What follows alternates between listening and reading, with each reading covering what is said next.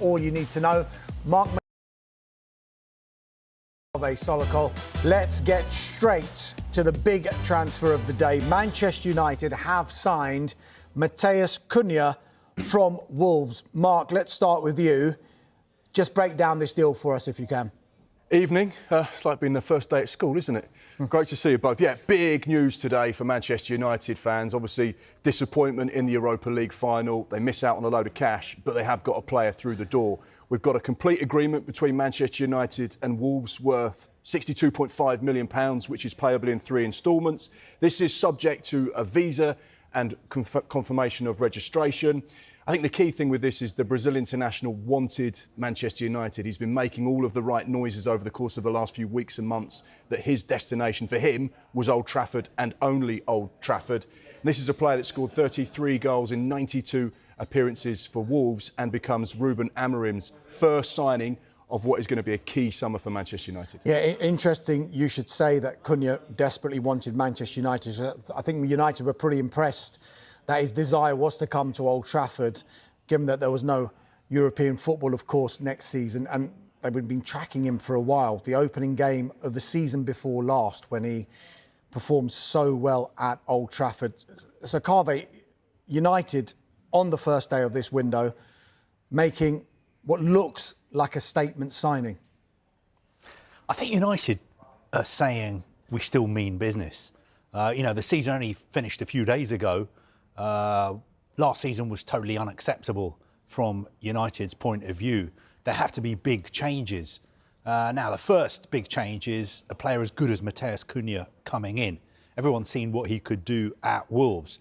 It is a little bit surprising that he is willing to move to Manchester United at the moment, because people will be looking at this and saying, first of all, where's the money coming from for Manchester United? And secondly, why does he want to go to United in their current state? But as Mark mentioned there, he still sees United as one of the biggest clubs in the world. We were told a couple of months ago that he loves Manchester United. He didn't care whether they were in the Champions League or not. His heart was set on moving to Manchester United. And as to where the money's coming from, United are paying in instalments. This release clause in the new contract that Cunha signed in January stated that he could leave if somebody paid £62.5 million in 3 instalments over 2 years. Now, last week, United got in touch with Wolves and said, can we pay this £62.5 million in 5 instalments? Wolves said, absolutely not. Pretty quickly, United came back to them and said, fine, we'll pay in 3 instalments. So in actual fact, they're only putting down £21 million. That'd be good. That would be good. £21 million at the moment, with 2 more instalments of around £21 million.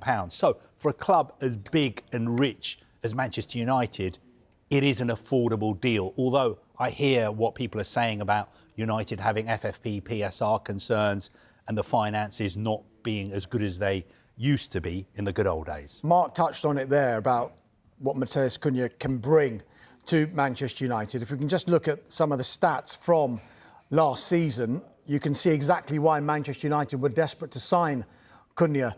15 goals, he ranks 8th in the Premier League. And remember, he's not an out-and-out striker, Matheus Cunha. Goals from open play, they all came from open play. That equals 5th in the rankings. 110 shots, 44 of which were on target, and that puts him in the top 4 and the top 5, respectively. The expected goals, he comes in at 30th with 8.63. Mark, just on this transfer itself, though, we've mentioned it is day one of this mini transfer window, but it appears to be good timing for both Manchester United and for Wolves, doesn't it? This is, I think, sensible business from Wolves. They signed this new contract with Cunha in January, and they knew exactly what was going to happen, and they could almost control how this summer was going to play out. Instead of having negotiations, back and forth, talk about other clubs, other teams coming to the table, it could drag on because Manchester United could say, actually, we don't want to pay this money. We're going to try and drive a hard bargain. We're going to wait. We're going to let the player agitate. He might not turn up for pre-season. There might be one of these things. We talk about sagas every single summer, don't we? And it becomes a bit of a nightmare for the players and the clubs involved. However, Wolves have exonerated anything like that happening by going, right, this is simple. This is the contract. This is what you've signed. The player's happy with it, the agent's happy with it, and anyone that wanted to buy Cunha knew exactly what the deal was. It was laid out, it was contractual, and it was simple. So therefore, Wolves will say this is great because on day one of the window, we don't have to talk about Matheus Cunha anymore. We know he's gone, it's sorted. And they can start to focus on the replacements that they want to get in as his replacement. So therefore, you've not got any awkwardness between the club, between the player. I think what Manchester United are getting is a player that, as we said, wants to go there. And one thing we've certainly seen over the course of this season, he's passionate, he wears his heart on his sleeve, he's not scared to go toe-to-toe with other players on the pitch and say exactly what he thinks off the pitch. So therefore, right now, that might be the right type of thing for that Old Trafford dressing room. Yeah, so Matheus Cunha, as good as in at Old Trafford. Big question some are asking now is what impact could that have, if any, on their captain, Bruno Fernandes? Lots of talk surrounding his future, Carve. Is there a chance we could see Bruno Fernandes leaving Old Trafford? I think if it happens, it'll happen this week because Al Hilal are very keen to sign him. They're willing to pay up to £100 million. They're willing to make him one of the best paid players in the world. But they're playing in the Club World Cup, which starts in 2 weeks' time. They've got a big game against Real Madrid, I think on June the 18th. They want a new superstar signing. Is it going to be Bruno Fernandes? Is it going to be Victor Osimhen? Is it going to be, incredibly, Cristiano Ronaldo? They also need a new head coach. I think the new head coach could be Simone Inzaghi, who may leave Inter Milan after last night. He's going to have a meeting with Inter on Tuesday about his future.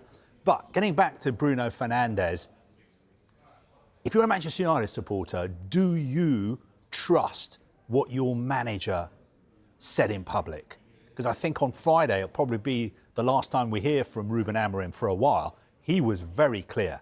He was asked some great questions about Bruno Fernandes' future, and he said, basically reading between the lines, I've spoken to Bruno, he's got this incredible offer, but he's told me he wants to stay. He's got a lot more to offer at this level, at his age. He knows the plans we've got for the club. He's going to stay. So if you trust your manager and what he's saying, Bruno Fernandes is staying. But what about this offer from Al Hilal? What does Bruno Fernandes himself want? Is he tempted? Why was his agent in Riyadh on Thursday having talks with senior Al Hilal executives? And what do Manchester United really think? We know their position is the player is not for sale. He's extended his contract. He's the captain. He's four-time player of the year at Manchester United. He's not going anywhere. But both of you two, if we were sitting in a pub having a drink, a non-alcoholic beer, you would both say to me, yeah, but Carve, every player has his price. Every player has his price. The club can say, oh, he's not for sale, he's not for sale. But they can look at it and say, this guy's going to be 31. Are we ever going to get £100 million for him ever again? I don't know. All I know is that United's position is he's not for sale. Ruben Amorim is saying he's not going anywhere. And I think the player loves United and he's not motivated by money. Mark, before you come in there, Carve alluded to Ruben Amorim talking about Bruno Fernandes in that post-season tour of Asia, where Carve broke it down there. We can actually hear exactly what Ruben Amorim said about Bruno Fernandes.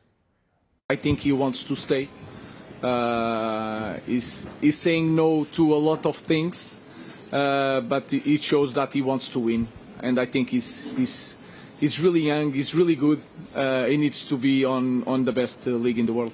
Of course, I'm the manager, I'm the coach, but sometimes he's a decision manager. I'm the coach of the player. Of course, I talk with him, I explain things, and I just have that feeling. And when I'm one, you have the feeling if he wants to stay.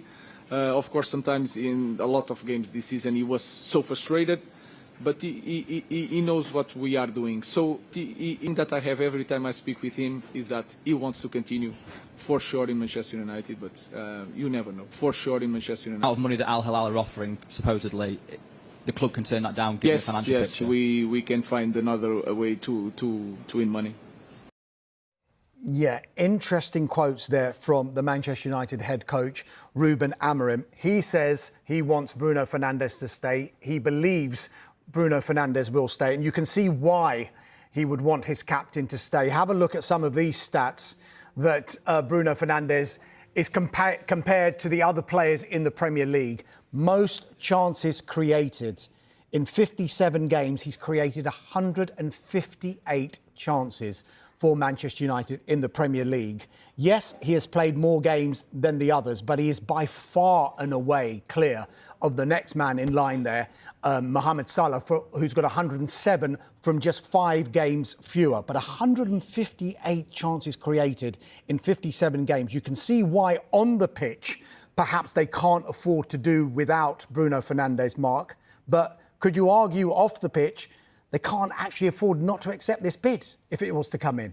Well, I think this is the problem that Manchester United have, and we've heard Sir Jim Ratcliffe talk so openly and publicly over the course of the last few weeks, months, year or so, about how desperately bad the finances are for Manchester United, hence why we've seen huge redundancies, hence why we've seen club legends lose their position at the club.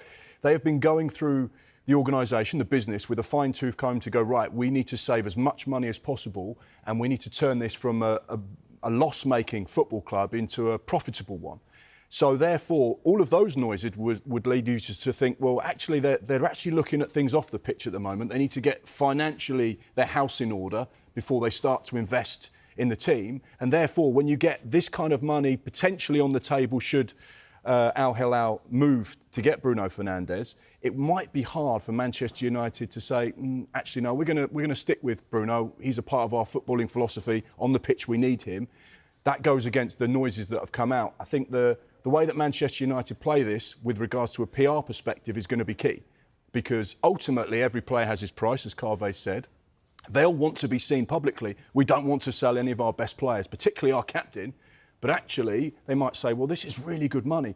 Only once in footballing history has a player over the age of 30 moved for more than £100 million. That was Cristiano Ronaldo from Real Madrid to Juventus. So this would be unprecedented money for someone of his age. And I think this potential sale would split the fan base. I think there'd be 50% of United fans that would say, no, that age, good money, time to see him go. And then the other 50% will say, this is a disaster. This is not what this club's about. He, based on those figures, is someone that we need to keep at this football club in the most difficult of times. If he's going to go, who's going to be left at Manchester United? Attacking players. I mean, Jadon Sancho's going, Antony's going, Marcus Rashford is going, Alejandro Garnacho is probably going. Question marks over the future of Rasmus Højlund. Who's going to be left to play with Matheus Cunha? It's funny you mentioned that, actually, Carve, because you've teased what we're going to talk about Manchester United later on in the show, where we'll be talking about some of those attacking players, Garnacho, Rashford, Sancho, Antony, and maybe even Kobbie Mainoo, which is a bit of a worry for some Manchester United fans if a bid was to come in for him, what United would do. Just before we go to the break, Carve, just reiterate, I know you've spoken about this about 45 times in the lead up to this opening of this mini window, but it is June the 1st. Just explain why the window is open at the moment. The reason is FIFA's decided to have this new competition, which starts in 2 weeks' time in America. It's basically a World Cup, but instead of countries, it's a World Cup for clubs. It starts June the 15th, finishes July the 13th. Now, FIFA wanted to make sure that before this tournament started, clubs who were playing in it had an opportunity to sign players, because FIFA wants to make sure this tournament is a success. They want as many star names in that tournament as possible. So they said to the football associations of the 32 clubs who are taking part in the Club World Cup, there's 20 football associations. They said to them, you can open a special early transfer window for 10 days from June the 1st. And those 20 football associations all said, that's great, FIFA, thank you very much. We are going to do that. We'll open this transfer window. But FIFA said that transfer window can't just be for the clubs who are playing in the Club World Cup. It has to be for all the clubs that you govern. So, for instance, in England, the window is not just for Chelsea and Manchester City who are playing in the Club World Cup. It's for everyone. And that's why we've got this early transfer window. Can I ask you a question then before we move on? I think, we know why they've opened the window, because they want to see the blockbuster players playing in this competition, their new look competition. Two things. A, do you feel that we could see one of those short-term contracts offered to someone like Cristiano Ronaldo, who's out of contract at Al Nassr? Could he go and sign a deal somewhere for just, say, 4 weeks? And B, how many of the players will look at this and go, well, this is a massive opportunity. American sport is huge. The way they do things over there commercially could transform me as a player, and that's a brilliant shop window for me to go into. Well, look, the competition's been controversial because people are saying this is a time when European players should be resting. The last thing they need is another month-long tournament. But FIFA think it's going to be a big success. And FIFA have said when we first launched the World Cup, that was controversial. People didn't really necessarily want to play in that. Give it time, it will be a successful competition. And players will want to play in it, especially because it's only going to come around once every 4 years. First part of your question about Cristiano Ronaldo, could he feature? Yes. Behind the scenes, there are talks going on about trying to get him into this tournament because FIFA would love to have Cristiano Ronaldo there. They've already managed to somehow crowbar Inter Miami into it so that Lionel Messi's playing in it. Real Madrid are playing in it. PSG, we all saw them last night. The next time you're going to see them is going to be in the Club World Cup, and they would love to have Cristiano Ronaldo. He can, sign for another club who are playing in it because his Al Nassr contract runs out at the end of this month. But even if he doesn't sign for somebody before it starts in the middle of this month, FIFA have even introduced, incredibly, a mid-tournament registration window. So after the group stages, there are 6 or 7 days when clubs who are still in the Club World Cup can register new players. So Cristiano Ronaldo could even be parachuted into the Club World Cup mid-tournament for one of the teams who are left in it. FIFA are just doing everything. They're doing everything possible to make sure that every superstar in world football has the chance to play in this tournament because they want it so badly to be a big, big success. Let me tell you, you've both been superstars thus far. Don't go anywhere. Next, we'll talk all things Liverpool. Will they smash the British transfer record to sign that man, Florian Wirtz?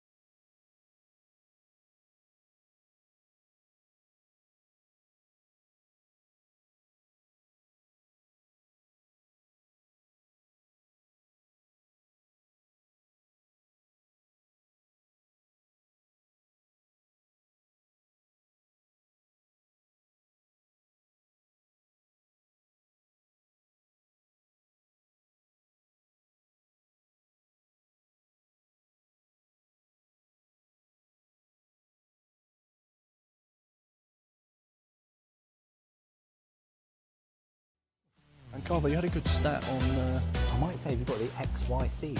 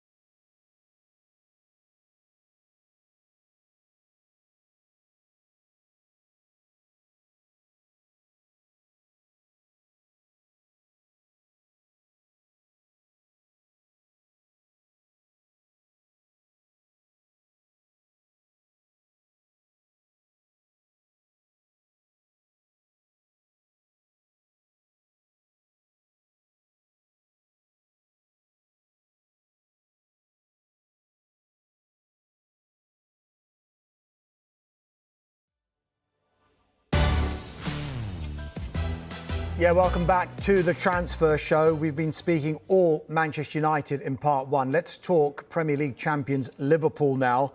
Could they be about to break the British transfer record? Mark, Florian Wirtz and Liverpool, where do we stand? Yeah, this could be a huge deal, not just for Liverpool, but for the Premier League. It would be a record deal. We're just waiting for developments on this one. However, we understand that Liverpool's offer of £105 million is being considered by Leverkusen at the moment. That's around €130 million. We know that Leverkusen wanted €150 million for someone who Hansi Flick has described as the full package. So at the minute, Liverpool just in a holding pattern, waiting for some communication to say, actually, this is a deal that we're happy with and we're prepared to accept. Or they could say, actually, no, that's going to be rejected. Some sources have said that this is actually Liverpool's second offer for the player at the moment. I think the key thing with regards to all of this is the fact that the player made the right noises to the Liverpool hierarchy to suggest he was keen on not just the Premier League, but joining the Premier League champions. There's no question when you speak to anyone that's been watching German football over the last 12 months or so, they speak glowingly about him, what he brings to the game and the type of player he potentially could be in the Premier League. Let's take a look at some of the stats then, because he has been, without question, the standout player in the Bundesliga. He offers so much in terms of his creativity and his ability on the ball. Hansi Flick described him as an outstanding technician. And you can see from these open play assists, ranks first in the German top flight. Open play, XA 8.9, second again, big chances created, second, final third passes completed, third 652. Take-ons there, take-ons completed. You get the flavour. He's a player that can offer so much in that final third, and he's got an incredible football brain as well, and that's exactly why Liverpool will be looking at him. They've lost a player who's a creative player in Trent Alexander-Arnold. They're not going to replace him with someone who plays at right back that can deliver those kind of numbers in terms of assists, but they can replace him with someone who can play as an 8, as a 10, right in there and just create things. And that's exactly what perhaps Liverpool lacked last season to an extent. And this type of play, if they could get this deal over the line, would bring all of that and more. Carve looked a bit puzzled there behind that graphic when you said XA. I'm reliably informed it's expected assists. OK, just so you know, I said it, but I didn't know what I was saying. Yeah. so his expected assists is actually less than his actual open play assists, which... Who works that? Who? Mark was doing it earlier. Yeah. No, listen, Carve, £105 million to £109 million, depending on what report you believe, is what the second bid is from Liverpool. It could go higher if Bayer Leverkusen reject it. Does it feel inevitable, though, that Florian Wirtz will become a Liverpool player?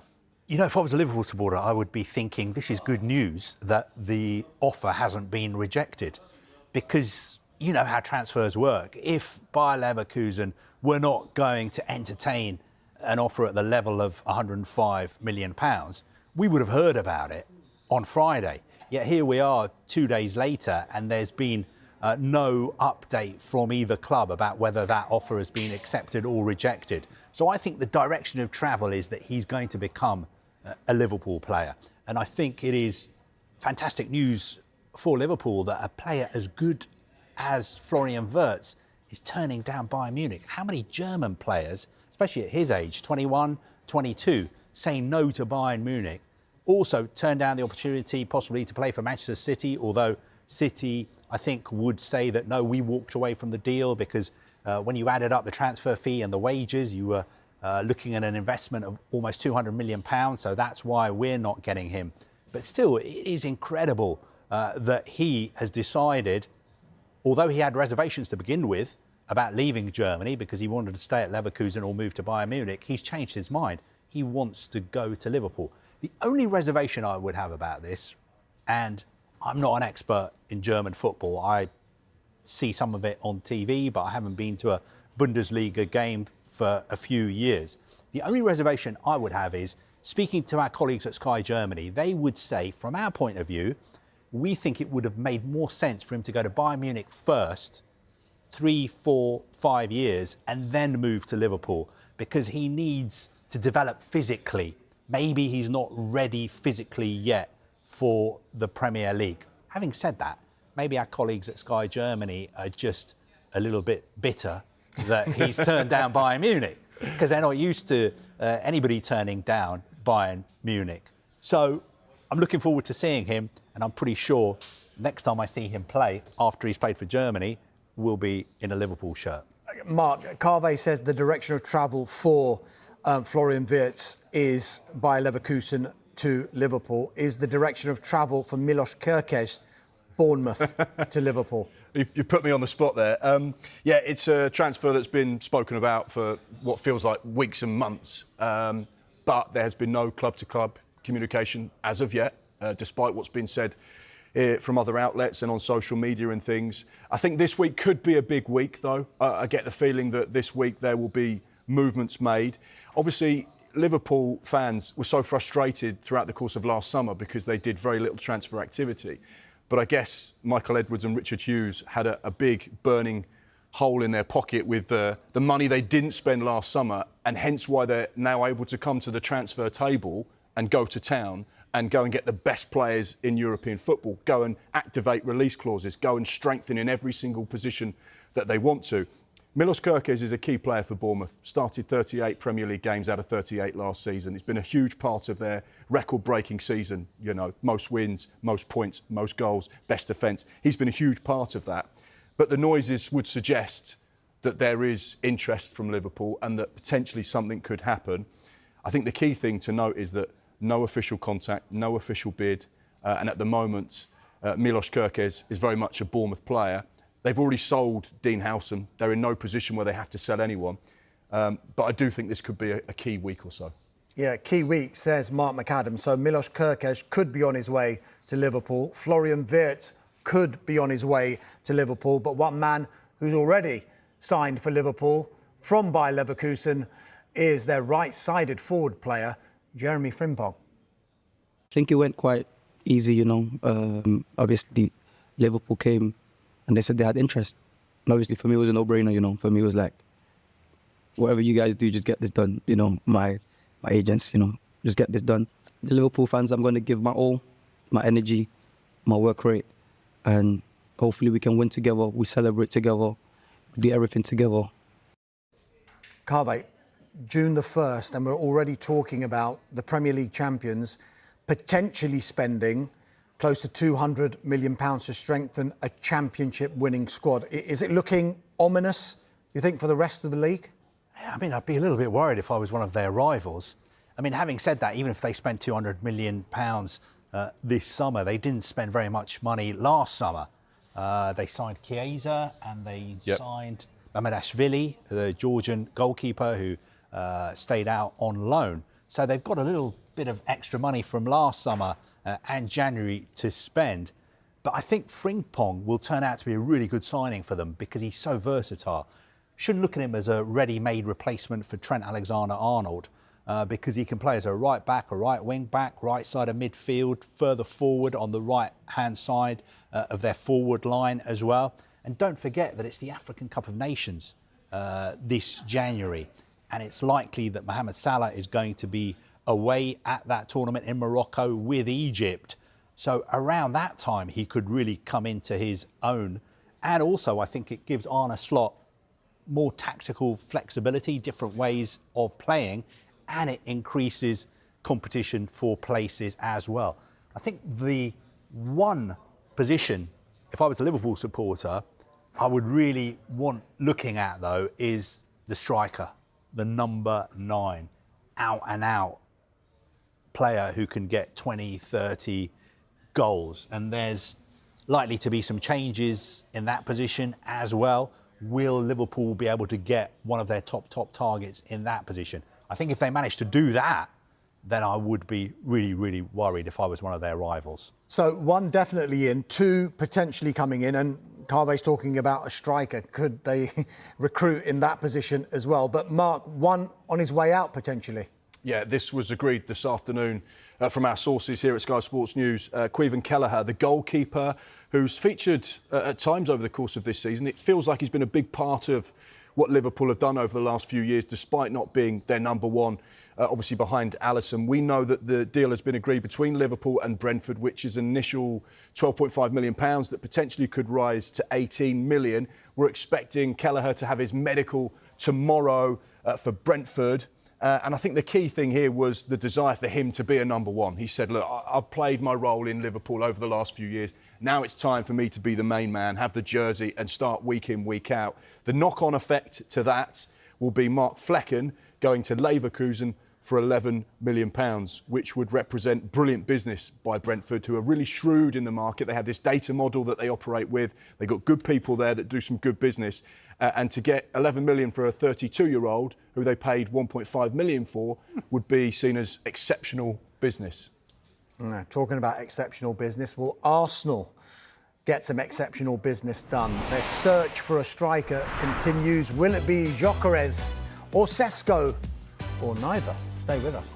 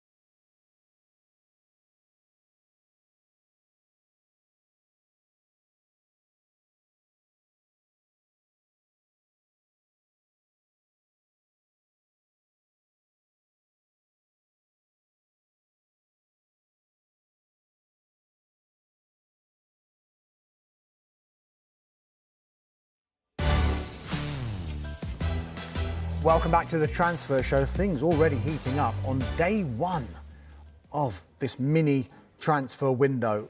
Let's talk Arsenal now and the search for a striker. Will Arsenal fans get their wish to bring in a striker? So, Kaveh, will Arsenal fans get their wish to bring in a striker? I think they will get their wish, but I think we just need to relax. Let's not get carried away. The transfer window only opened today. As far as I can tell, Arsenal don't have a game coming up soon. They're probably not going to have a competitive game until the Premier League starts in what, is it 2 months' time or something? 6, 7, 8 weeks' time. So there's still a lot of time to go, and the transfer window's open for another, 90 days. They will sign a striker. Now, they're being very clever because they don't want people like you, me and Mark to be reporting about the fact that they've got a number one target. They want people to still be guessing and clubs who are trying to sell strikers to not be quite sure of what Arsenal want to do. They want selling clubs to think that Arsenal have got lots of options because it will suit them when it comes to doing a deal. They'll be able to do a better deal. Having said that, we know who their main targets are. Victor Gyökeres at Sporting, Benjamin Sesko at Leipzig, another striker who is reportedly their number one target. I don't want to name him because I don't want to get in trouble with the supporters of his club. But they will definitely sign a striker, and I just think we just need to calm down, wait, trust Mikel Arteta, trust Andrea Berta, and trust Arsenal. What clubs will do in this period of time, and they've been doing it for weeks and months already, is they'll be building profiles of the players they like. They will have negotiations with the agents of those respective players. How much is it going to cost? How much does he want? How long's the deal? What's the agency fee? What are the other add-ons that are needed? And then they will have everything on the table and go, right, what's the order? And often you might find that the manager will say, actually, that player is the one that suits me. And the sporting director might say, well, actually, that one suits the club because that works for us. And they have to get on the same page. Now, you know, two of the players that Carve mentioned there, Benjamin Sesko, he's been in the Red Bull group for a number of years there. He had a solid season last season and is obviously gone from Salzburg to Leipzig. That's what Red Bull like to do. They like to develop players within their model, within their system, and then eventually sell them on for a huge profit. He's someone that had 18 goals and assists in the league, someone that's only 22 years old, and I think that could play a key role in Arsenal's decision. He's a young player with so many more levels to the game. And when you look at these stats here, most goals scored by players 21 or under in Europe's top 5 leagues last season, Benjamin Sesko was at the top of that list for Leipzig with 13 goals. So there, you've got a player that's hugely talented. He was spoken about not many windows ago being linked to Real Madrid, someone that is looked upon as someone that potentially could be a top player in Europe. And you look at the age, 22 years old, that would tick the boxes for what Arsenal have done in terms of the profile of player they've been looking at over the last few years. Victor Gyökeres, again, slightly different because he's 27 in a few days' time. So the sell-on value might be a lot less and it might be financially a bigger package. But he is a goal machine. 46 goals and assists in the league last season in Portugal is just astonishing. You can see the goals scored 39, which is obviously the best in the division. Direct goal involvements 46. He's also scored in the top 10 European leagues, actually, not just the Portuguese league. Yeah. And he won the double. Yeah, fantastic season. I've got a soft spot as well for him. I was trying to convince clubs to sign him when he was at Coventry. I watched him as a youngster at Brighton go out on loan. I think he's top class. I really like him. I'd love to see him in the Premier League because I think he'll physically destroy defenders because that's the type of player he is.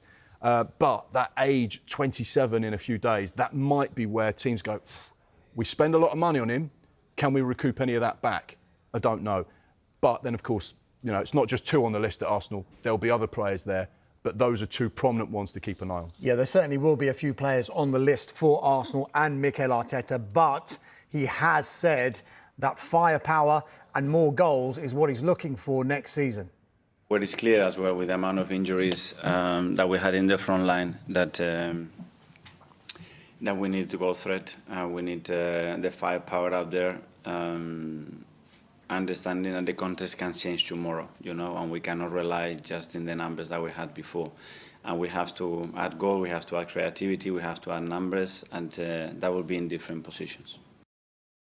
Yes, so those are thoughts of the Arsenal manager Mikel Arteta on a potential striker deal in the summer's transfer window. But it's another position what looks much closer in recruitment-wise for Arsenal so far. Who are they about to sign, Carver? Martin Zubimendi, brilliant young Real Sociedad midfielder, almost moved to Liverpool last summer. I think he's chosen Arsenal. He's got a lot of clubs he could pick about his next destination, but I think he will almost certainly become an Arsenal player pretty soon this summer, and he's a fantastic player. Anybody who saw him in the Euros final last summer, coming on for Rodri in the final against England, will have sat up and noticed about how good a player he is, and I think he's going to develop a really strong bond with Mikel Arteta. Just getting back to the striker position, because I know Arsenal fans are talking a lot about Sesko and Gyökeres, and Mark there said he'd done some scouting on Gyökeres because he watches a lot of football, working on Soccer Saturday at games. I was actually, I can give you a little scouting report on Benjamin Sesko because I have seen him play. Last summer I was at the Euros when he was playing for Slovenia against England about a year ago. The game was 0-0. I was obviously there to report on England, so I was focusing on England, but Sesko was on the team sheet. Everyone there, the English media, were like, let's watch this guy. He could be coming to Arsenal. He could be coming to the Premier League. He didn't do very much, I have to be honest with you, but I don't think that's his fault because Slovenia were basically defending for 95 minutes. So it was very difficult for me to tell you or Mark how good a player he is, but maybe I need to watch some more Slovenia games. Yeah, really promising scouting report there from Carve Solakov. I'll get my coat. Can I just say one break? Can I just say one thing very Mark, go on. quickly? The first time for over 14, 15 years, an Arsenal striker has not gone into double figures for a league season. That's how important it is to get a striker, and that's why Arsenal fans are saying, we need a striker. OK, they need a striker. Well, we're talking Chelsea next, and will they win the race for a striker in Liam Delap? And what will happen to Jadon Sancho? More next.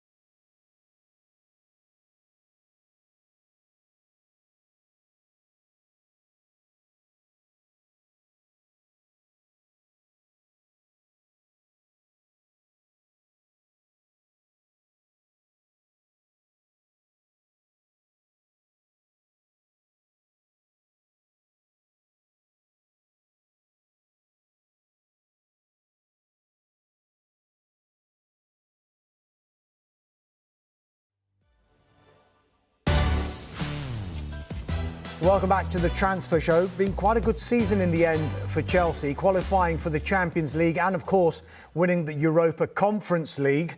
But all the talk amongst their fans is maybe a goalkeeper, but in particular, a striker. Kaveh, how close are they to bringing in one? Very close. I think it's almost done. Liam Delap from Ipswich.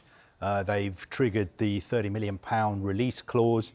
There's total agreement, all parties, club to club, with the player as well. All that needs to happen is for Delap to pass his medical. I think he may be having his medical today or tomorrow, so we expect it to be announced very soon. And we were told at the end of last week that it would be done pretty much as soon as the window opened. The window opened today. So Chelsea have got Liam Delap.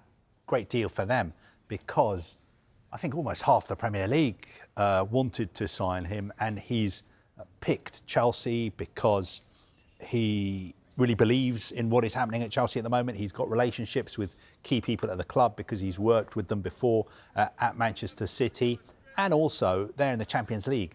And he knows that Chelsea have got a very talented squad, but because they're playing in so many tournaments, you will get game time, and he will definitely get game time. And it's the one thing Chelsea fans have really been crying out for. They want an out-and-out striker, someone who's physical, someone who runs his heart out, somebody who gives everything for the team, someone who is also a lethal finisher. And let's hope Liam Delap can live up to their expectations. Yeah, and he certainly fits the profile for Chelsea. And this is an interesting stat we can show you now, because players under the age of 23 with 10 or more open play goals, he's second only to who could be a future teammate of his in Cole Palmer. So we could see Cole Palmer and Liam Delap in tandem at Stamford Bridge next season. But what could it all mean for someone who looks like he's the odd man out, and he arrived with such fanfare, didn't he, Christopher Nkunku? Yeah, it just hasn't really worked out for Christopher Nkunku at Chelsea. He almost left last January. Bayern Munich made an offer for him. That wasn't accepted. I think his head was turned, and I think he wants to go back to the Bundesliga. So I think it's pretty likely that he will be leaving. I think Chelsea will sign at least another forward player. Now, it could be another number 9, somebody who plays through the middle, or, as well as that, they will sign another wide player, somebody to play on the left, probably somebody who is right-footed. They're looking at players like Jamie Gittins at Dortmund, Nico Williams, Garnacho at Manchester United. I was told they've got a list of 9 or 10 names. The one that people are talking about a lot is Hugo Ekitike. Are they still in for him? Our colleagues at Sky Germany, they keep reporting. You know, sometimes they're a lot more gung-ho than we are. They keep reporting Chelsea are in for Ekitike. It doesn't matter. They've got Delap. They're still going to get Ekitike as well. I'm not sure. I was kind of told that they are having a serious look at Ekitike, but can Ekitike play in other positions apart from just through the middle? And I think some of our stats people have had a look at his stats and his data, and I think predominantly he plays through the middle. I think a couple of times in his career he's played out wide. So I don't know whether Chelsea are looking at him and thinking he can play on the wide left, but we can use him through the middle as well, or if they're just thinking, no, we don't need another out-and-out striker, let's just focus on the wide player. Kaveh, you were talking about recruiting a player for Chelsea who could play on the left with a good right foot. Someone called Jadon Sancho, who they could buy, couldn't they? Yeah. I like the way you did that. No, I mean, Jadon Sancho, he had a really good end to the season. I think he started the final league game, that crucial game at Forest. He played in the conference final as well, scored. But it's a really, really complicated situation. I don't want to bore our viewers, but basically Chelsea took him on loan from Manchester United for the season. They've got an obligation to buy him for £25 million. They can get out of that obligation by giving United £5 million and sending him back to United. They would like him to stay, but for him to stay, he needs to sign a new contract, so they have to agree a new contract. and they won't be able to pay him what he's getting paid at the moment because he's on big money at United. United are paying half of it. Chelsea are paying half of it as well. So does he need to take a pay cut if he wants to stay at Chelsea, or can his advisors come to some kind of agreement with Manchester United, so Manchester United pay off the rest of his contract, which would compensate for him having to take a pay cut? I think it's a very complicated situation.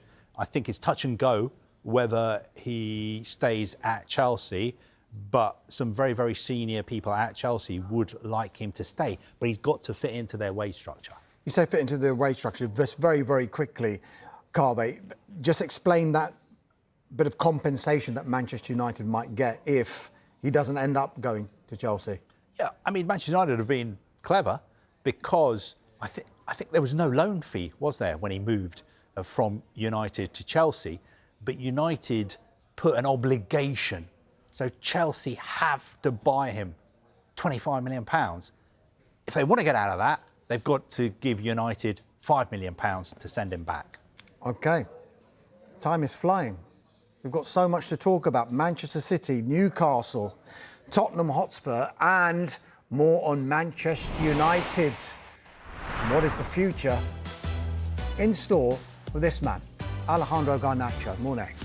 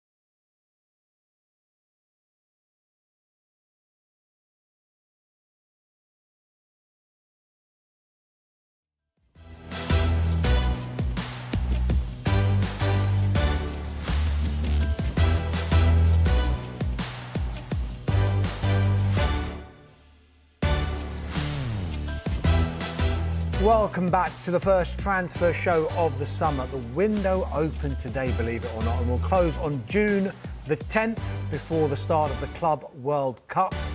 Welcome back to Mark McAdam and Chief Correspondent Kaveh Solokol. This hour, we'll be talking Alejandro Garnacho, Kobbie Mainoo, Darwin Nunez, Bryan Mbeumo, Nico Williams and plenty more besides. Before that, though, Manchester United have made a big statement signing today. Kaveh, just explain the deal for Matheus Cunha.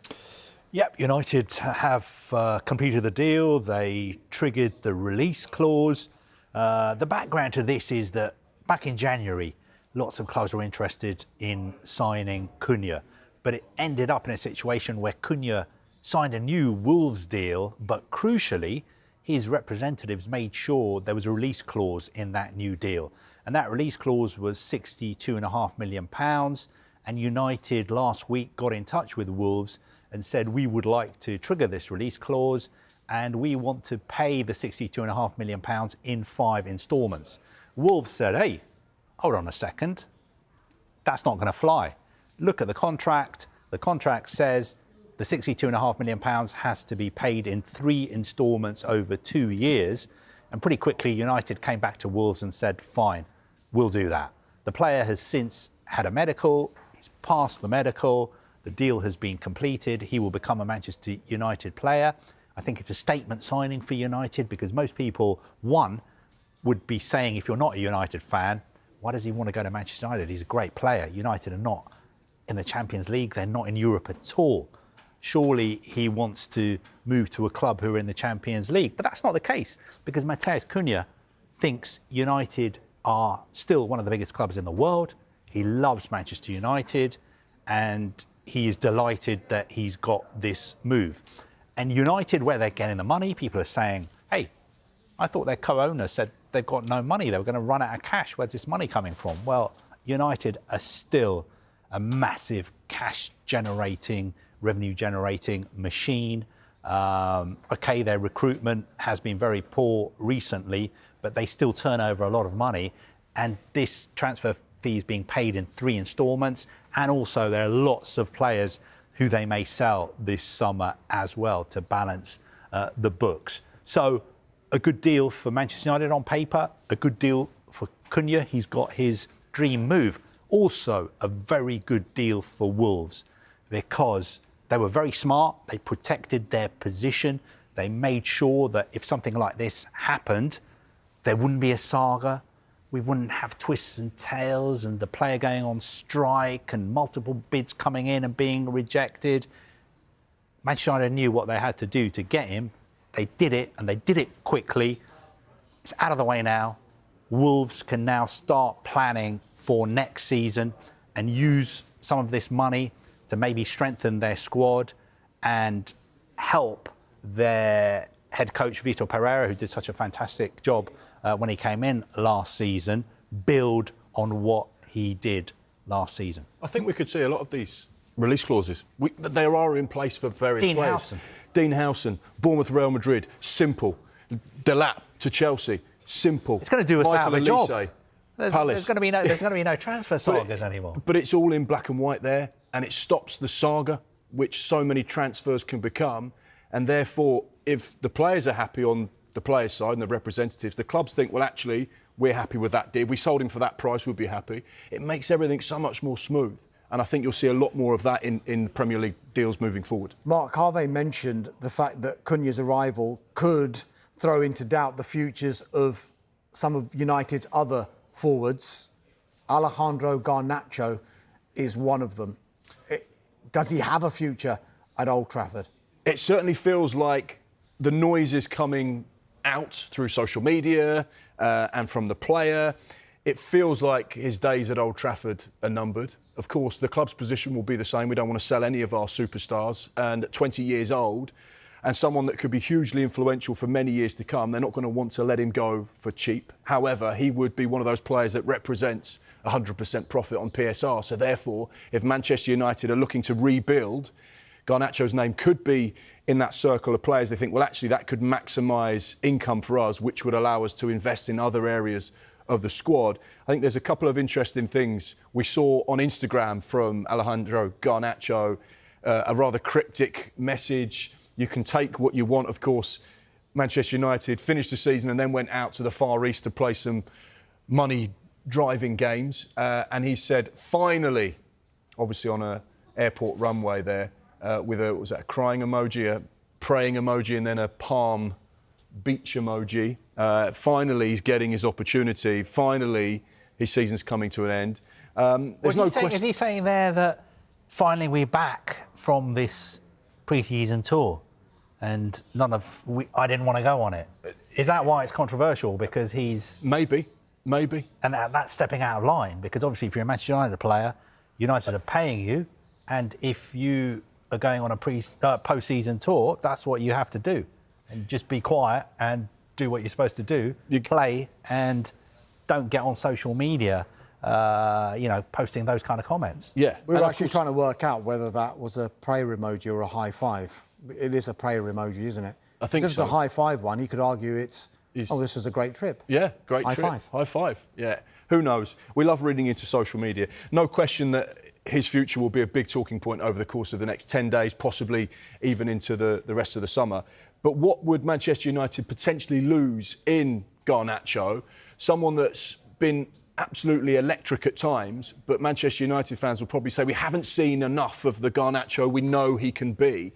Look at these, and I think this is quite interesting as well, because he's in good company. Most goal involvements of current under-21 players. Important to remember, he's only 20 years old because he's been around for a few years. You think he's older than that. But Lamine Yamal at the top of that list, 35 goals and assists. This is obviously in Europe's top 5 leagues across all competitions. Doué, superstar for PSG, as we saw last night. Garnacho, third on the list there, with 21 goals and assists. And you can see some of the other names there, big young stars of the future. So he's got a value. He's an asset for Manchester United. He's an asset as well, because if they sell him, they can bank all the money as profit for PSR, because he counts as being having come through their academy, even though they bought him. And someone else, Carve, who's come through the academy, we'll come to him in a moment, is Marcus Rashford. He will count as pure profit as well if they were to sell him. Is it a case of when and not if he is finally out of Manchester United? I think it's almost certain that he's not going to play for Manchester United again, and he'll be sold. He would obviously like to move to a club like Barcelona, but the window is open for a long time now, another 90 days. So I think he's got time to find another club. Just going back to Garnacho, though, if I was Garnacho, I would be looking at these players like Sancho, like Antony, like Marcus Rashford, and thinking there is life after Manchester United.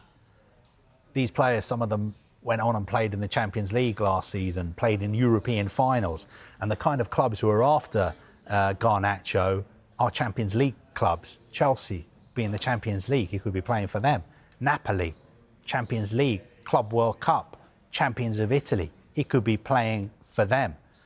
I think Alejandro Garnacho is a fantastic player, but we've seen in recent times some very, very talented players have struggled to develop at Manchester United for whatever reason. And I'm sure if he leaves United, he will go on to great things, perhaps in the same way as Scott McTominay, for instance, or Rashford. We saw what he could do at Aston Villa. It's just sad that it's going to end probably the way it has ended for him at United. And obviously he stepped out of line a few times and upset the management there and Ruben Amorim. But he's a young player. You know, sometimes young players make mistakes. Just very quickly, Mark, lots of other players, it seems, could have their futures up in the air at Old Trafford as well. Well, every player has its price. And ultimately, as we've already discussed on the show earlier on, you know, Manchester United are in a position where they need to make sure that they're sustainable financially. And the rebuild that they want to do this summer, they have to fund it somehow, because Sir Jim Radcliffe has made it quite clear there isn't an endless pot of money at Old Trafford. They are going to have to be clever. They're going to have to be astute.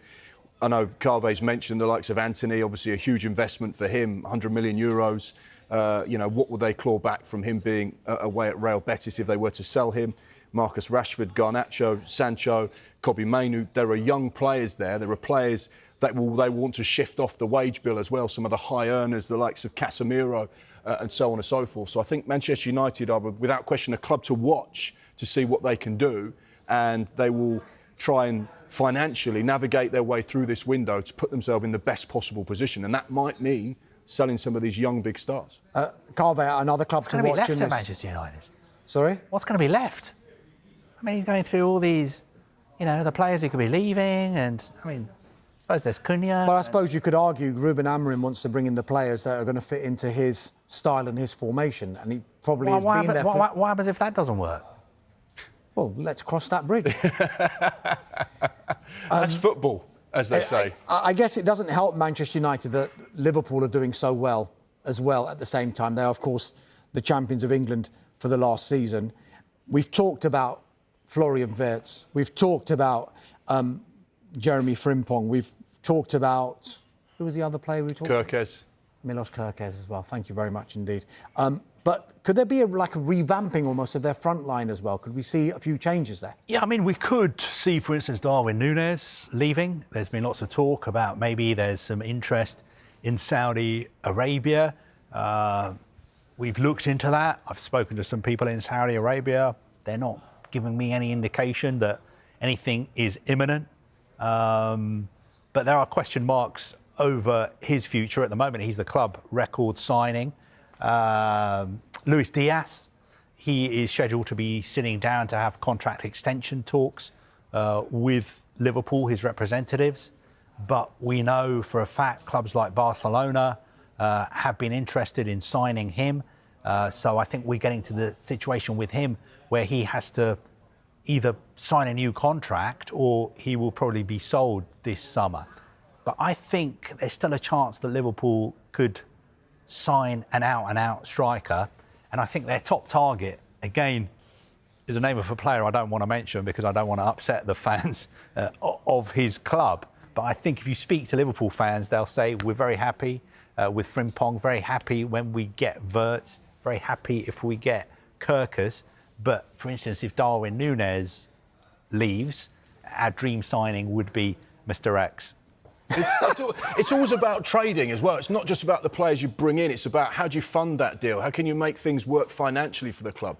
And those clubs that sell players and get good returns on them and then reinvest that money sensibly, the clubs that are run well, the ones that have really good partnerships at the top of the club with the sporting director, the head coach, the chief exec. It's those clubs that are very astute and clever, the ones that you watch. And that's what Liverpool will do, is how can we generate cash but improve our squad and be financially sustainable. That's the key thing to operate in this window. And I also think, actually, if they sign Florian Wirtz, then I find it difficult to imagine them buying two players who cost more than £100 million. So I think maybe if they were to sign another out-and-out striker, it would not be a player who would cost over £100 million.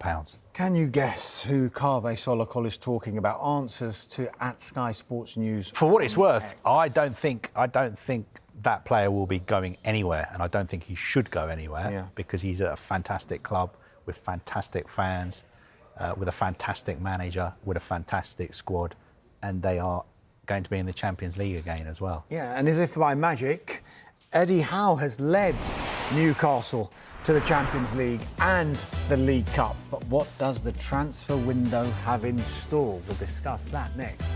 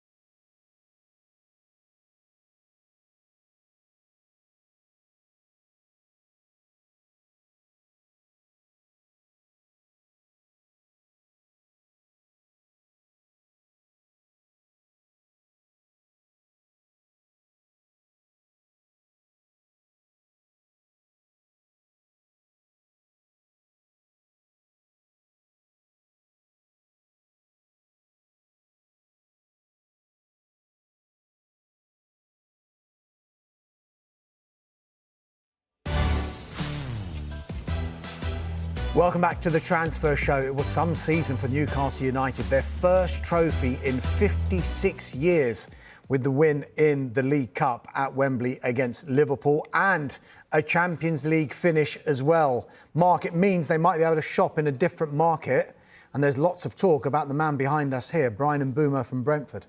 Not only is that top 5 finish special for Newcastle fans, but also it's special for the accountancy firm as well, because they can now completely transform what they do in this window because of the money that the Champions League brings.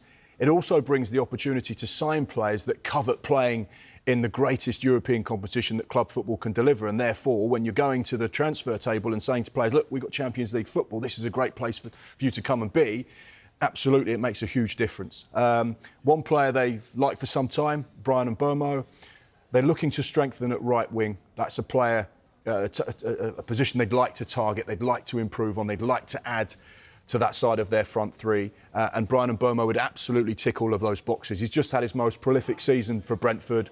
He's consistently in the goals. He's consistently a part of a really exciting front three for Thomas Frank. And when you look at 20 goals in the Premier League and 7 assists, that's pretty special. The relationship with Yoane Wissa has been very good as well. The fact he's at 25 years old with all of that Premier League experience now would feel like the right time for him to get the opportunity to move on should any clubs meet the valuation that Brentford put on the player. And therefore, you'd say he's on the list of a number of clubs. Manchester United have also had a look at him. There'll be other clubs as well that have looked at Bryan. And this may be the summer that someone says, right, you're our man. And Newcastle definitely have him on their list. The other players to keep an eye on, Mark Gay, obviously a fantastic season at Crystal Palace, 44 appearances for Oliver Glasner, someone that was on their radar last summer. I lost track of the amount of bids that were rejected by Palace. I think the last one was around 60 plus 5 million. I think that was the 4th or the 5th and final bid. Unfortunately, it couldn't get the deal done. Will it be easier for them to get him this time, though? Because he's only got a year left on his contract. Maybe, maybe not. It's going to be the same situation. Mark Gay will only leave Crystal Palace for the fee that they feel is acceptable. You know, with 2 years left, it was 65, 70. Maybe with 1 year left, it will be 30, 35 million, something like that. I think the key thing to keep an eye on Newcastle is the fact that no Paul Mitchell. So Steve Nixon, Eddie Howe and Andy Howe are going to be the 3 people that spearhead their transfer targets over the course of this summer. Of course, the CEO, Darren Eales, is also leaving, but he's going to stay until the end of the window this summer.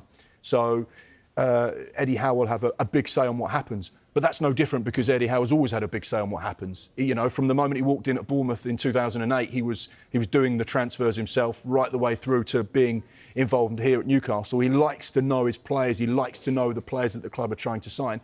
And he has a really good understanding of what the players are about and what they'll bring to the squad because he has to work with them on the grass. His number one philosophy is, how can I improve this player? He would never sign a player who he'd think, well, I can't improve him. Wouldn't sign him. And clearly with someone like Mark Gay and Bryan Mbeumo, they're players that he feels he can add levels to their game. So they're the 2 players potentially worth looking at. How close was he to signing Dean Howson? Is it true that if it hadn't been for Real Madrid, then Newcastle United had a very, very good chance of getting him from Bournemouth? Yes, you're spot on. Absolutely. Newcastle were at the table for Dean Howson. There were, pretty much every top European club in Europe would have said, well, we'll take him. We know what the release clause is. He's an exceptional player at 20 years old. But I think Newcastle were serious contenders to sign Dean Howson. And the reason why was because of the project, because of the club, because of the manager, because of the fans, because everything that football club has is exactly what young footballers want. And if you can go to a club like Newcastle and know that you're going to work under Eddie Howe and be improved and developed and made an even better player, then why wouldn't you want to go there? Because that's one of the most passionate fan bases, not just in the Premier League, but in the world.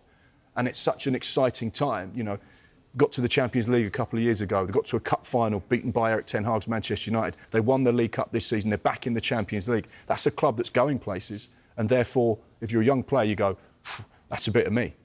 Right, these 2 guys have purposely avoided saying the following player's name.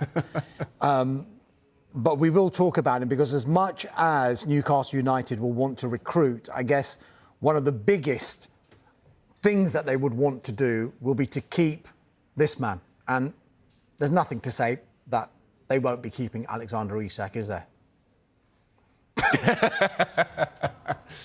He's not going to talk. Let's be honest. He's top class. He's world class. He's so good, and he's got better and better with every season he's been at Newcastle United. And, is he going to walk away from a Champions League side that's exciting to be in?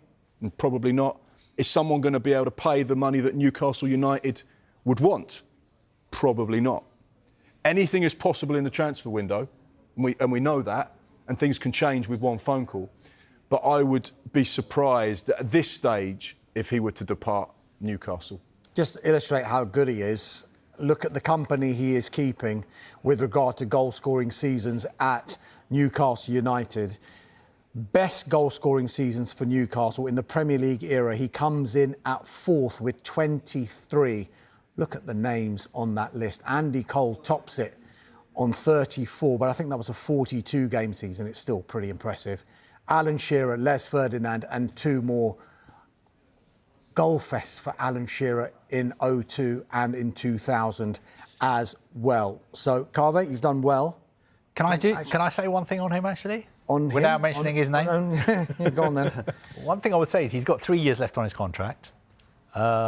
He's at a club who are in the Champions League. Mark has outlined, and I have in the previous part, about everything that Newcastle represents, everything that is already there. One thing we haven't mentioned is who Newcastle United are owned by. They are, is it 80% owned by the Saudi Arabian Sovereign Wealth Fund? So they have absolutely no reason whatsoever to sell him. We say every player has his price, but if you're 80% owned by PIF of Saudi Arabia, then you don't really have a price. And I can't imagine somebody sitting down and trying to negotiate with them if they don't want to sell him, and they don't want to sell him. The only thing to caveat that is PSR. And we've seen Elliot Anderson depart Newcastle. We've seen Yankuba Minte depart. And they were reluctant sales. They didn't want to... They were homegrown players, weren't they? Yeah, essentially. They represented good PSR profit. And that's the thing. Sometimes, and we've seen it with Aston Villa, you don't want to sell players, but if you can sell one player to sign 2 or 3 players and the package of our squad gets better and stronger over the next 3 or 4 years, sometimes they think medium term as opposed to short term. And that may be where Newcastle have to just evaluate things. I'm not saying they're going to sell him, but sometimes those are the decisions. Look at Manchester United. To fund a lot of the business they do this window, they may have to sell some of those homegrown players. But it just enables the club to evolve again, and that's what's key. The one thing Newcastle have got spot on over the last 3, 4, 5 years is their transfer activity. The business they've done in the UK, the business they've done from European football has been exceptional. Isak being an example, Bruno being an example, Tonali being another player, Tino, Anthony Gordon, Kieran Trippier, Dan Burn. What they've done has been sensational. Good from you two. Listen, it was a fantastic season for Newcastle United. We mentioned that trophy, but it was a trophyless season for Manchester City for the first time under Pep Guardiola since his first season in charge. But Mark, their rebuild now looks to be in full swing, doesn't it? It started probably early in January, where they spent a huge sum of money to try and rejuvenate that squad and give it a little bit of life at the end of the season. I think the one thing that Pep Guardiola has right at the top of his list is a number 10. We know they're in the market for those attacking players. We know they're in the market for a 10. Tierney Reinders is a player that they very much have on their radar. Talks between Manchester City and AC Milan over a potential deal and a fee are underway at the moment. This is a player that was voted the best central midfielder in Serie A last season. They're looking for a player that can be that pivot between Rodri at the base of midfield and someone that can link in to the front three. And this is a player that would absolutely tick those boxes, someone who's an 8 or a 10. The most goals and assists from a midfielder in Serie A last season as well, so his numbers stack up. I think the key thing here is that AC Milan wants around 70 million euros, and obviously Manchester City don't want to pay that kind of fee, so therefore they're trying to negotiate and see if they can come up with a creative deal that suits both parties. The other players to keep an eye on as well, Ryan Cherki at Lyon, also a number 10, interest there from Manchester City. We know they also like Danny Olmo. We also know they like Morgan Gibbs-White, but any potential deal for the Nottingham Forest man would be an expensive one. So Manchester City definitely looking at 8s and 10s. They want someone who can be that key link. And it's not just in those positions that City are looking to strengthen, because a player from Wolves, we know that Matheus Cunha has gone to Manchester United. Could another one of their prized assets be on the way?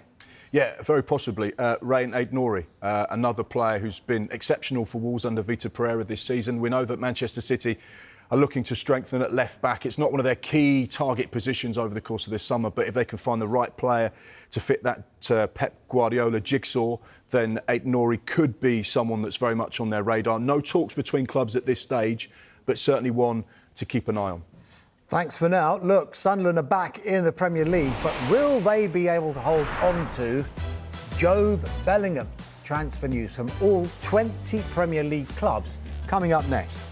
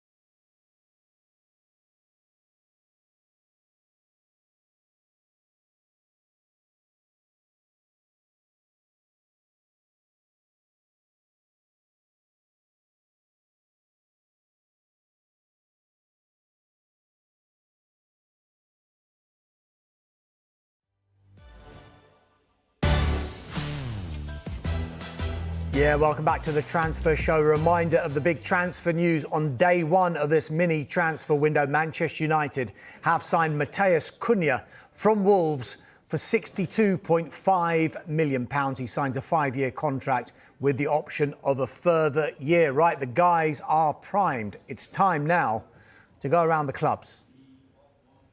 Thanks very much indeed, Dharmesh. Let's start with Arsenal because Mikel Arteta has promised a big summer of recruitment at Arsenal. That is about to kick off with a central midfielder in Martin Zubimendi, followed by a top striker. Could that be Victor Gyökeres or Benjamin Sesko? Aston Villa are looking to strengthen, but the lack of Champions League football has left them short of funds. Signing Marcus Rashford and Marco Asensio looks more unlikely now, so new forwards will be needed. Bournemouth need a new centre-back after Dean Howson joined Real Madrid. They potentially need a right winger and left-back if they have to replace Anton Semenyo and Milos Kerkez. Both are wanted by bigger clubs. Brentford have agreed an initial £12.5 million deal with Liverpool to sign goalkeeper Kevin Kelleher. Performance-related add-ons could take the eventual fee up to £18 million. Brighton are looking for a new full-back who can cover both left and right positions. They like Kyle Walker-Peters and he's available on a free transfer. Burnley are hoping to strengthen in almost every area of the pitch after promotion. A new goalkeeper is a priority with a lot of interest in James Trafford, including from Newcastle United. Chelsea set to sign Liam Delap from Ipswich for £13 million. They must also decide what to do with the on-loan Jadon Sancho. Talks are being held to negotiate a new deal for the winger to fit into Chelsea's wage structure. Crystal Palace need a bigger squad with Europa League football next season and are another team who could see departures impact signings. They'll almost certainly have to fight interest in Mark Gahey, Eberechi Eze and Adam Wharton. Everton would be keen on signing midfielder Matt O'Reilly this summer if Brighton sanction a move, but expect to face competition from big European clubs. Fulham looking to prioritise their attack this summer. That includes new wingers on both sides and a young number 9 to improve competition for places.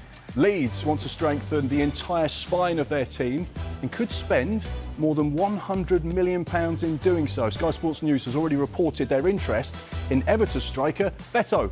Liverpool are awaiting a response to their £105 million bid for Bayer Leverkusen playmaker Florian Wirtz. Leverkusen value him at around £126 million. Manchester City are in negotiations for AC Milan midfielder Tiani Reinders and want him in place for the Club World Cup this month. Milan have indicated they want more than £50 million. Manchester United have signed forward Matheus Cunha from Wolves for a fee of £62.5 million. Meanwhile, they've yet to receive an official offer from Al Hilal for Bruno Fernandes, and they say he's not for sale. Newcastle manager Eddie Howe has the power to bring in new signings. That's what he wants, with sporting director Paul Mitchell leaving. Brentford forward Brian Mbeumo and Crystal Palace defender Mark Gahey are among the players he liked and has done for a long time.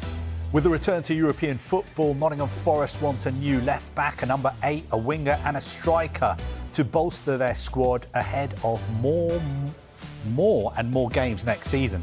Sunderland are believed to be prioritising new wingers and fullbacks.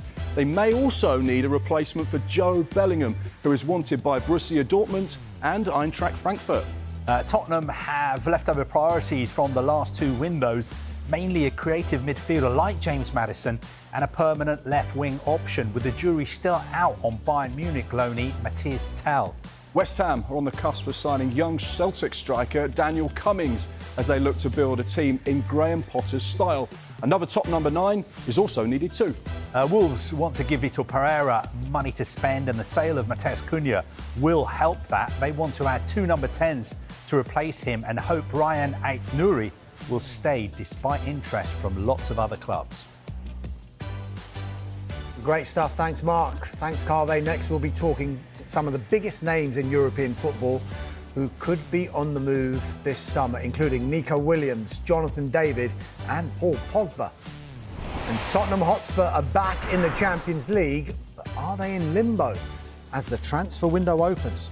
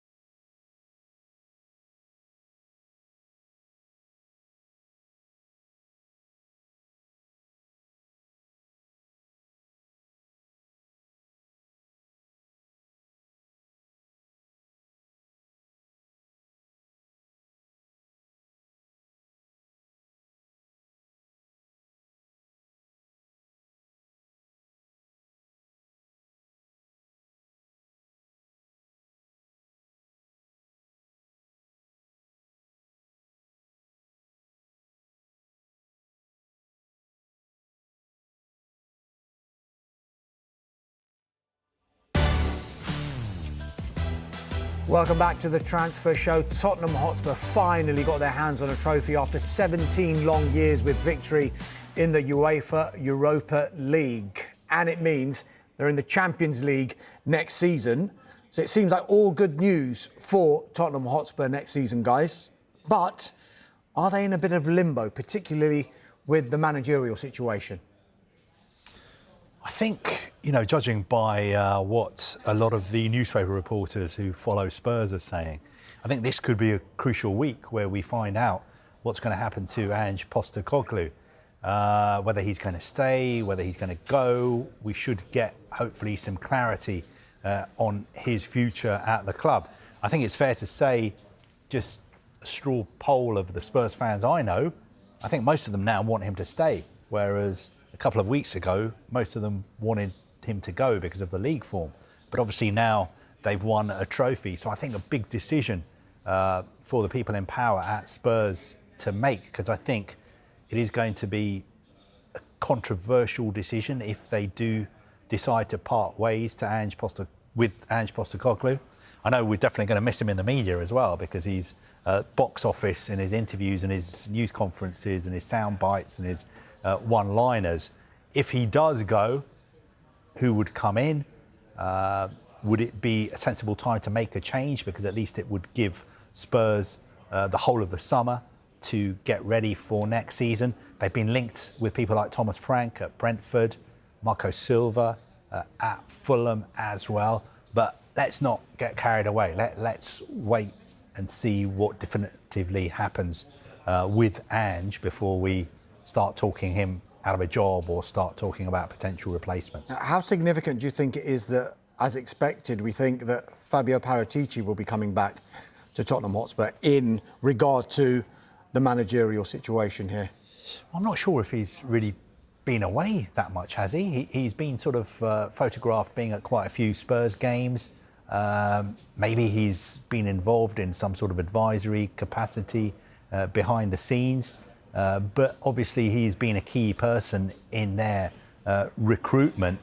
And I think they do need to recruit again this summer, because they're in the Champions League and they can't play consistently the way they did last season, next season. The league form has to improve. And if they play the way they did in the league next season in the Champions League, then they're not going to go anywhere. They'll be eliminated after the initial 8 games. So I think it's a big, big summer for Spurs. But what an achievement, What a parade, what a trophy. It's great to see Spurs winning again. And let's hope that the owners and the people who run the club make the right decision. And it's a good sign that they've taken some time to come to that decision, whatever it is. Mark, top of the inbox, I guess, will be a player that they've got on loan and with an option to buy in Matthias Tell. Yeah, another player that I guess it's probably fair to say has not quite lit up White Hart Lane as much as they'd anticipated. Someone that clearly offers them a lot. I think if you did a sort of poll of fans, they'd be a bit indifferent as to whether or not they sign him. I think he would have learnt a lot in his first season. It's not unexpected that you don't see players come over from Europe and just take a little bit of time to adapt to the Premier League because of the physical rigours that the league demands from players. But yes, I think certainly getting a player through the door quickly who they know would certainly be a step in the right direction for their transfer recruitment, because when you know someone, understand someone, it's far better than taking a gamble on someone who you think, well, what are we going to get with him? And I think Matthias Tell will be a player that they clearly understand and know a lot about. So we talked about Tottenham Hotspur winning their first trophy in 17 years. Crystal Palace won their first trophy ever with their FA Cup final victory over Manchester City at Wembley. Mark, I guess the priority will be not only recruiting, because they've got an extra competition for the first time, but keeping hold of their key players. Well, that's the problem that getting European football brings you, is that you have to operate under a different set of financial fair play rules. PSR is obviously the rules in the Premier League, and FFP is the rules for European football, and that changes the dynamic financially. Getting into the Europa League is far better than the Europa Conference League, because that gives you a little bit more room. But what it means is you need to have a bigger squad, because you need to be able to cope with playing on a Thursday and a Sunday and having maybe, an extra minimum of 8 games a season. So that's going to affect your league form. I think for Crystal Palace this season, it will be about, this summer, shall I say, it'll be about holding on to the key assets. Oliver Glasner being number one. Now, I know he's said publicly he's 99% sure he's going to be at Crystal Palace next season. Palace fans will be hoping that the 1% doesn't come to fruition. And then, of course, the big hitters, Wharton, Eze, Mateta, players that have been so instrumental this season. I also really like what Dougie Freedman and Steve Parish have done at Crystal Palace, because they're not a side that has a huge budget and they go and splash the cash, but they've really utilised the EFL over the course of the last few years. You've seen it with Wharton, Elise, Eze. They've gone into the Championship and they've gone and got exceptional young players, and it always surprises me that other teams in the Premier League haven't been prepared to take that gamble. They also have an incredible youth system as well. Their academy's very good, and the club's clearly in a really stable, good place. But I think making sure they keep those players in the building is going to be a successful summer. I spoke to Oliver Glasner last week, actually, and I put it to him about all of these players potentially being picked off in his squad. He's pretty confident that there won't be 4 or 5 departures. I think there might be an acceptance that one of his key players might leave, rather like you mentioned there last summer when Michael Elise left Crystal Palace for Bayern Munich. If one leaves and they can further recruit using the money, whoever that player might be it an Eberechi Eze or a Jean-Philippe Mateta, then it can fund all sorts, couldn't it? You mentioned Dougie Freedman and the work he's done there. I think he's going to be departing, so I don't know how much of a say he'll have on the recruitment that happens now. But I think the one thing you've seen with Crystal Palace is they've been really clever at sitting down with their current players. And like, for example, they did with Elise. They said, right, we've got a release clause in at the moment. We want to keep you for a bit longer. How about we give you a new deal, more money, and you give us an extra year, but let's insert this release clause that is suitable for everyone. Everyone will pay that release clause for Michael Elise, £50 million. So it didn't hamper him getting his next big move. But what it did is it gave Crystal Palace another year of him, another year to find the right players to replace him with. And then, of course, the player gets his move and his opportunity. So I think it wouldn't surprise me if you saw a new deal for some of their big stars where they go, right, we'll let you go next year, but just let us claw back a little bit more money and give us time to find your replacement. They're always quite clever in the way they do business, and that wouldn't be surprising if it was to happen again this summer. And I think if these players stay at Crystal Palace, which I'm pretty sure they will, I think they've got a very good chance of winning the Europa League next season. Because when you look at what Tottenham did this season, yep, when you look at the overall quality of the competition, when you factor in the fact that teams are no longer dropping down from the Champions League into it, and you think about the kind of football that Palace play and the profile of their squad and their manager and the kind of atmosphere that's generated at Selhurst Park, I think they've got a good chance of winning a European trophy to add to the FA Cup. Do you think we've seen maybe a shift this season? You look at Newcastle, you look at Tottenham, you look at Palace, where clubs say, staying in the Premier League is important and finishing as high up as we possibly can is important. But those days at Wembley or those days in Spain, they don't come along very often. And actually, do we need to take the cups a little bit more seriously? Do we just target silverware as opposed to targeting the top 10? Is that something maybe we should be looking at? Because I actually think it's all to do with the year of the bird. Magpies, eagles, cockerel. You can have that one. and the liver bird. Yeah, and the liver bird, yes, as well. Look, let's talk. What about the lion? The lion. Chelsea. Yeah, them as well. They're not a bird? We've gone all David Attenborough. It's the year of the bird. What are you talking about? Yeah, but Chelsea won a trophy. Yeah, I know, but I'm just saying, that, you know, predominantly. Yeah, but it's not. The year of wildlife. Right.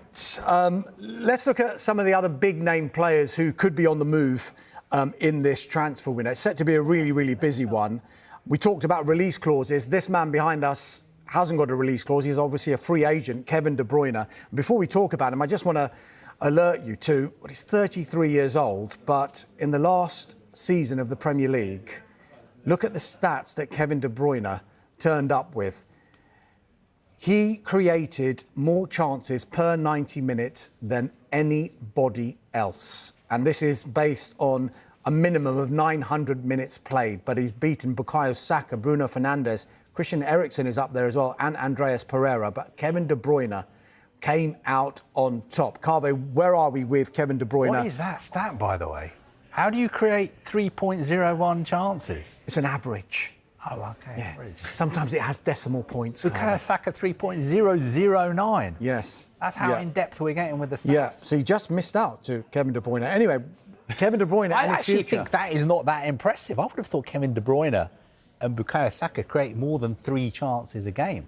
That's quite a lot, isn't it? I would have thought somebody like Kevin De Bruyne, I thought he'd be like setting up chances the whole time. Well, OK. Anyway, where's he going? Do you have his XA? No, not on me, no. Can you get that for me? Maybe soon. Thanks. Maybe tomorrow's show. Where's he going? What is the difference between that stat and an XA? That is a real Yes. assist. Yes. Whereas an XA is an expected. Yes. Oh, right. Okay. He's gone Everyone's rogue. clear on that now. I Where's need he going? to see the XA to be able to. Where's he going? Napoli. He's going to Napoli. Free transfer. Aurelio De Laurentiis, the president of Napoli, has already said, he's already given it away that Kevin De Bruyne has been house hunting or villa hunting in Naples. He's going to move there with his family. They're the champions of Italy. They're in the Club World Cup. They are in the Champions League next season as well. Although Kevin De Bruyne, I think, recently said that he's not interested in playing in the Club World Cup. So I'm not sure if he's... Napoli are not in it. What am I talking about? Sorry. Let's go back. They're not in the Club World Cup. He'll be playing in the Champions League. They're the champions of Italy. He'll be a Napoli player. The big thing now is is Antonio Conte going to stay at Napoli? And Sky Italy are pretty convinced now that he will be. There was lots of talk that he could leave after they won the title last weekend. And joining him at Napoli, well, there's close to an agreement between Napoli and the representatives of Jonathan David, who, of course, is a free agent after he left Lille. Paul Pogba, another big free agent as well. He is training, keeping himself fit ahead of finding a club in the new season. And also, we'll have to keep an eye on Nico Williams at Athletic Bilbao, because there'll be a lot of suitors for him. I think he's a £55 million release clause. I'm amazed that no one's... It's his wages, though, isn't it? Wages are a His problem. wages He are wants big money, wages. but go and get him. Okay. Superstar. Gentlemen. Chelsea. OK, thanks for your time. Carve, Arsenal. Mark. Up next, more on Matheus Cunha's £62.5 million move from Wolves to Manchester United.